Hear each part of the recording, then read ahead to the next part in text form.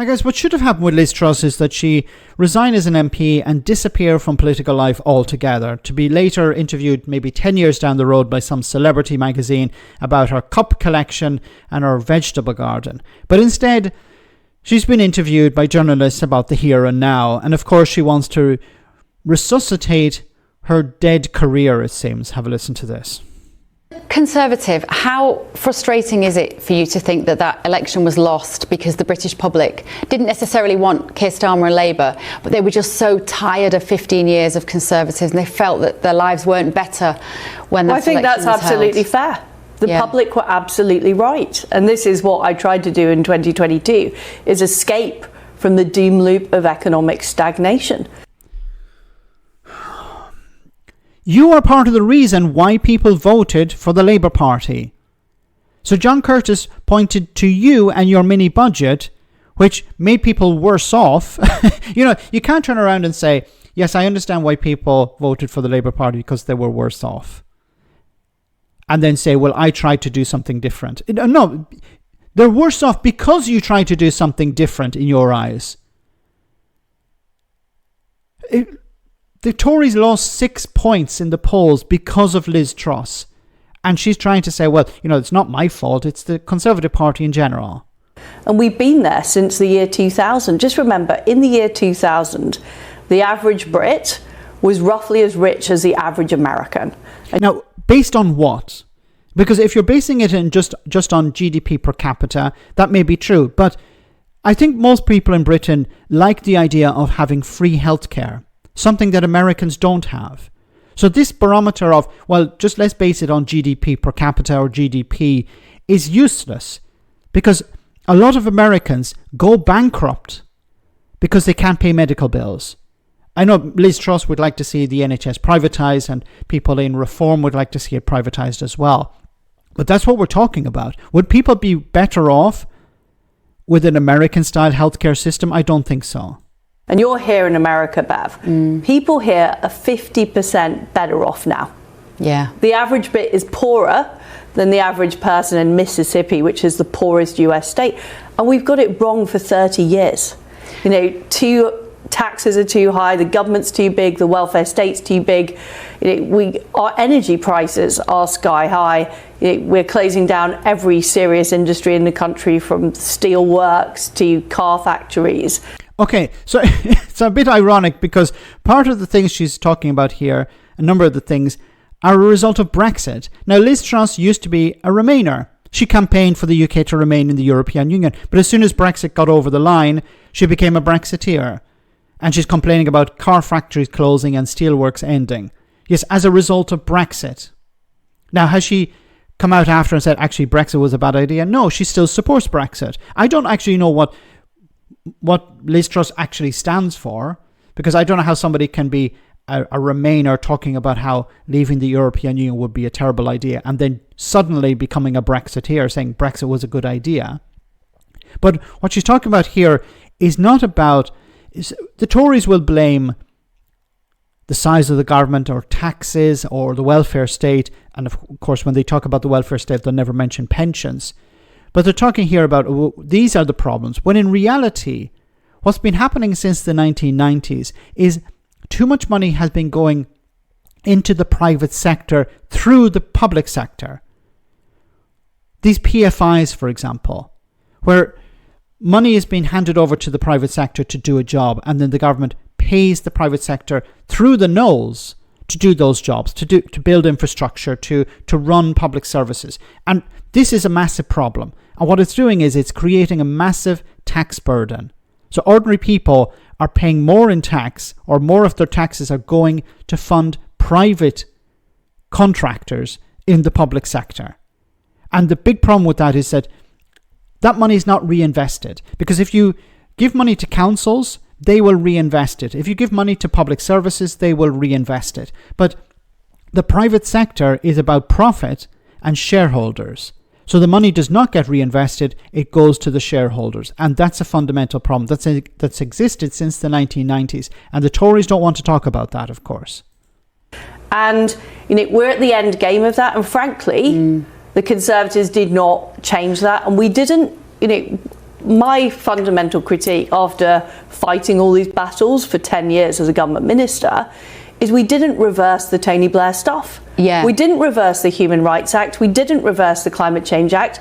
We didn't reverse the Equality Act. We didn't reverse the Constitutional Reform Act that gave the judges all the power in their... How does reversing any of these things improve the lives of ordinary people? In what way? For example, the Human Rights Act. How does repealing the Human Rights Act, which of course is fundamental to the Good Friday Agreement, something that Liz Truss clearly doesn't understand, how does that improve people's lives? The question at the beginning was, people's lives have not improved. That's why they voted your party out of power. So how does repealing the Human Rights Act, for example, improve people's lives? Unfortunately, there wasn't a journalist on board to ask questions like this. Completely unaccountable as well now. And the public were absolutely right to give us a massive kicking. But why do you think that was? Why was there not enough change? What I notice here is Trump has this clear ideology, America first. It's not America first. It's a slogan, America first, but in reality it's Trump and his cronies first.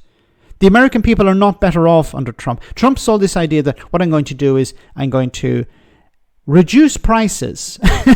Like, he didn't use the word deflation, but he was suggesting deflation, saying that prices would come down if people voted for him. Well, prices have not come down because you've had inflation. So prices generally go up. Now, he didn't say prices would go up more slowly, which he could try and sell as a reality. But no, prices have gone up. There has been inflation. So Trump was lying to the public.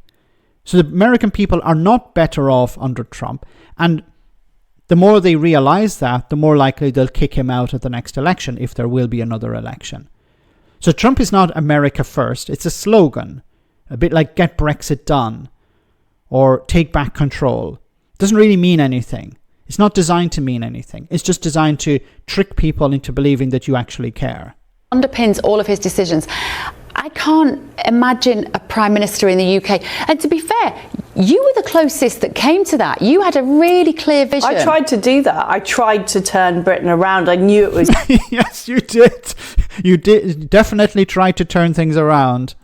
Going in the wrong direction. But my problem was that I didn't have the support of enough people in the Conservative Party. That's the bottom line. So it's always blaming somebody else. Like the Tories will even blame other Tories.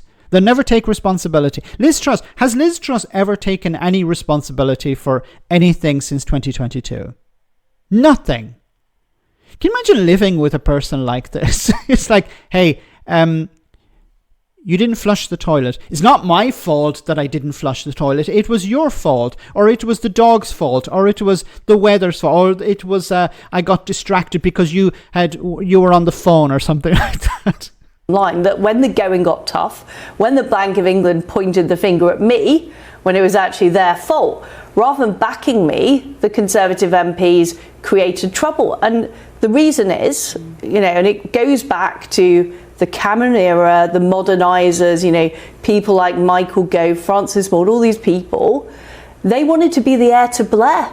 Yeah. They didn't actually want to change any of this stuff. Do you remember that they called Blair the master? Yeah. And the problem is those people still held a lot of power in the Conservative Party, and they stopped. Is Blair still running the country? Well, I think he is the last Prime Minister that was actually running Britain. Tony Blair is not running Britain. I understand why people tap into this idea that Tony Blair is like the master, the puppet master. Look, it's not about Tony Blair. It's about policies that Tony Blair implemented that were from the Conservatives. As I mentioned, PFIs, for example. These are not something that Tony Blair invented.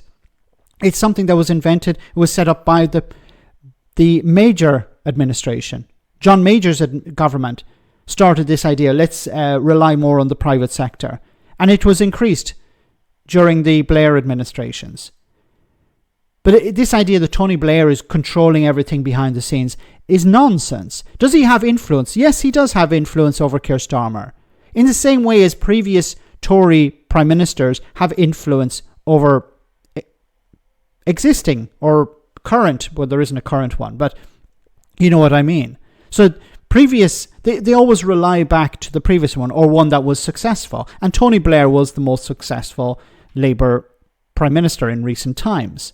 So, of course, they're going to rely on his advice, or they'll take some of his... But it's not always the case. Sometimes it's been suggested he says things and the government doesn't listen to him.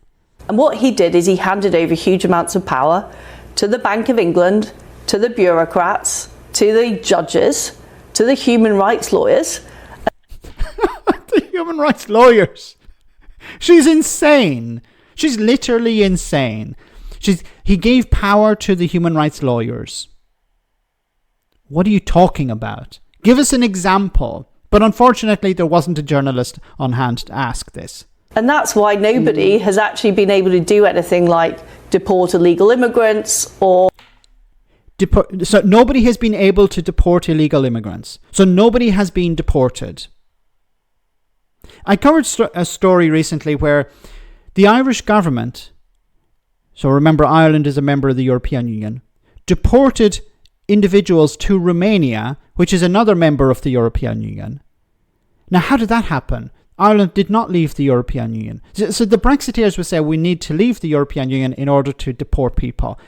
Although you can deport people within the European Union. Now they're saying, well, we need to leave the ECHR to deport people. But other countries that are members of the ECHR deport people. And the UK deports people all the time. Now Liz Truss is saying we can't deport people. She's insane. Or stop the net zero nonsense, because those pieces of legislation are still there. And fundamentally, no one's been prepared to take these people on. And I discovered this. I knew I was always fighting that battle when I was a minister. But when I got to number 10, I realised the way these people have power. They had connections in the mainstream media. They can basically make your life pretty much impossible. So who... Conservative... Oh my goodness. So Liz Truss is back to her old self again, blaming everyone else, never taking any responsibility. And what is the point of interviewing somebody and just allowing them to run their mouth and not stop them and question them? This is why I said there wasn't a journalist there. She talked absolute tripe for 3.5 minutes and there was no pushback. I don't think she actually said anything here that was of value. But for some reason, she needs to be interviewed. And she will be interviewed in the future. And of course, she will repeat her same talking points. Not my fault. The fault of the Bank of England. It's Tony Blair's fault. It's somebody else's fault. Let me know in the comment section, guys, what you think. And I'll see you in the next video.